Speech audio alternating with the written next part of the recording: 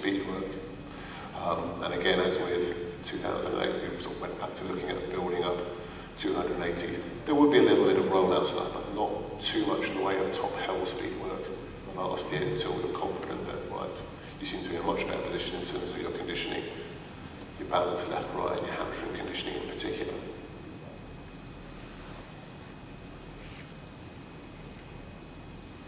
As I say, he remains a 400, 800 based runner. We will have to improve his speed capacities, and that is very much the aim for the next 2 years. But there is not a way that Martin Rooney is going to be turned into a 19.8 200 metre runner. He will always be an endurance-based 400 metre runner, and if we can get him to 20.5, I'm convinced he can run something that will see him challenge for medals in Dakin and in London. But as I said, with a caveat, power is nothing without control. Thank you very much.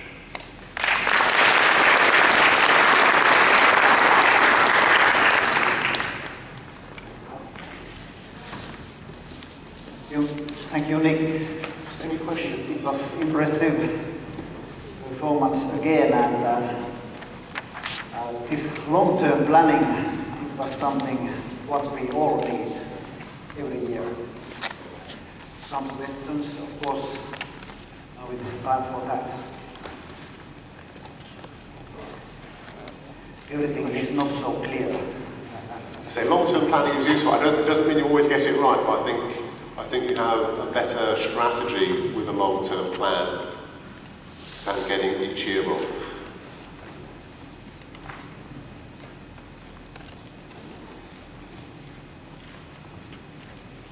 Has he competed in 200 meters now in last year? You didn't have there, so. He was, he didn't, in 2009 he was going to compete at 200 meters. He was actually got injured preparing for a 200 meter race in America, but after quite a bad hamstring pull, it was almost a case, did he pull the season, but he wanted to go to Berlin, and although he wasn't in any real shape to challenge for a final, he knew he'd be at least a part of a decent relay team, and they were lucky enough they got a medal there. So, and again, sort of with their 2010, because we kind of stepped back from the pure speed side of it, it was right, we need to make sure that as we approach the season, there are no issues reappearing with the hamstring. Hopefully this year, having been through that process again, he will be in a position where he can run. He can run some 200s.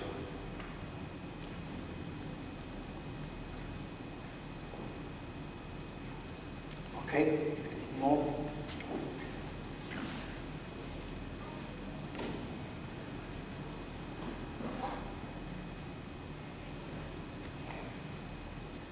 You can ask Finnish too, we can. I might need a translator, but yeah. Yes. Okay. Let's see, Martin's. Yeah, this is from Beijing, or? This is the Beijing semi-final. It's actually in slow motion, which jerky. I'll play it again in a moment.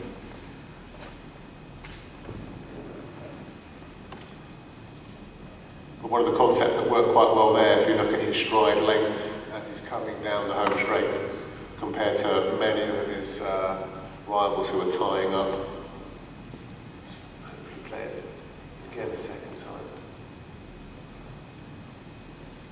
You can tell what happened in every phases of the running. Sorry? You can tell what happened in every phases of the running.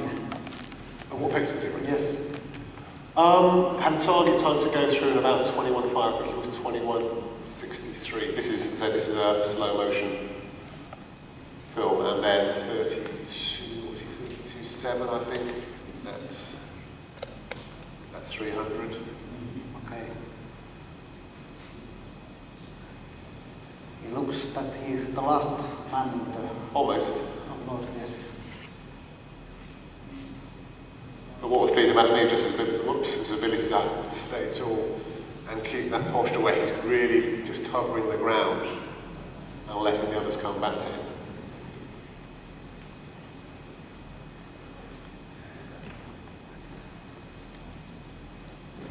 have anything else to show us?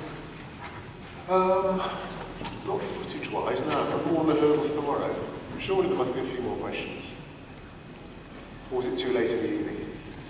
Mr. Heikki. Joo, mä kysyn vaan suomeksi ihan, että nämä hänen henkiset ominaisuudet saattaa olla ihan tänne äidinmaailman mukana tullut, koska musta kun se oli ihan nuorten äänestys, juoksi tyyppi ja sama asento oli ihan ehkä vähän taaksepäin enemmän, mutta siinä on jo 3 vuotta juoksi. Siinä asento on väkivissä.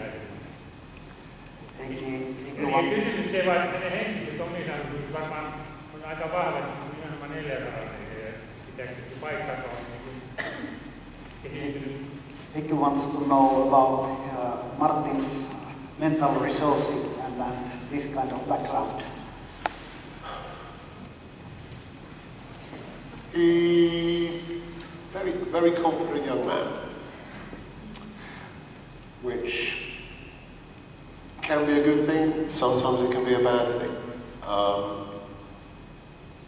It means he knows relatively little fear, and from that point of view I think his ability to get a medal from lane 1 in Barcelona was a testament to that. Sometimes I think it can make him a little bit lazy in terms of execution.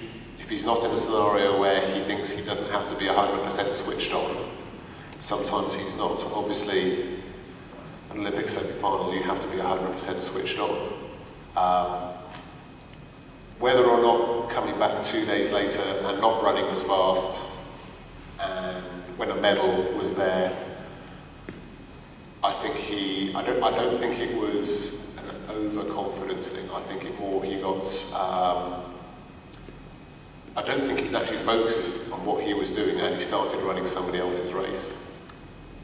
From a physiological point of view, the fact that the day after the final he jogged a 44.7 relay split and then ran a 43.7 relay split the day after that doesn't make me think it was a physiological problem in the final. So I think it was much more an execution.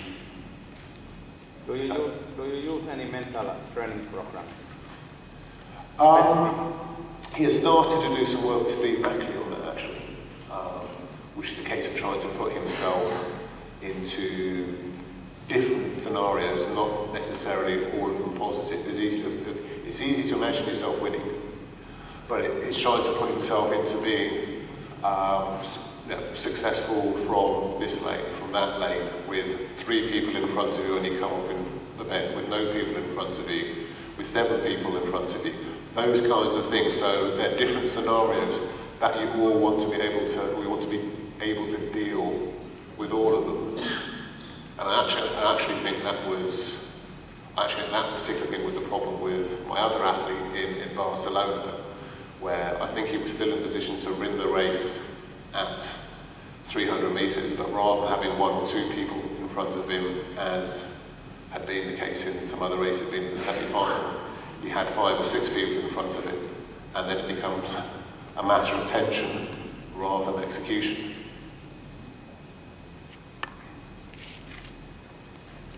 Okay, thank you, Nick, again, and we'll see tomorrow. Thank you very much. Tähän loppuiltaan vielä. Valmentajia ei ole yleensä tarvinnut ohjeistaa tässä ilta- ja yötoiminnassa, eikä tee sitä nyttenkään. Sen verran kuitenkin, että on todettu, että juuri ennen kuin menee nukkumaan, niin on hyvä luoda semmoisia muutamia myönteisiä ajatuksia tästä päivästä. Ja mietitään nyt juuri hetkeä ennen kuin nukkumaan mennään, niin 3 keskeistä asiaa, mitkä omaan semmoisen valmennusfilosofiaan sopii ja mitkä Dakin puheista ja luennoita tulee nyt esille, niin vähän niin kuin sinne muistin virkistymistä. Se yön aikana sitten jäävät sinne mieleen ja ovat käyttökelpoista tavaraa jo heti huomisesta aamusta alkaen sitten. Ja huomenna todellakin jatketaan kello 8.00 ja tässä samassa paikassa. Esiintyjä vaihtaa. Hyvää yötä.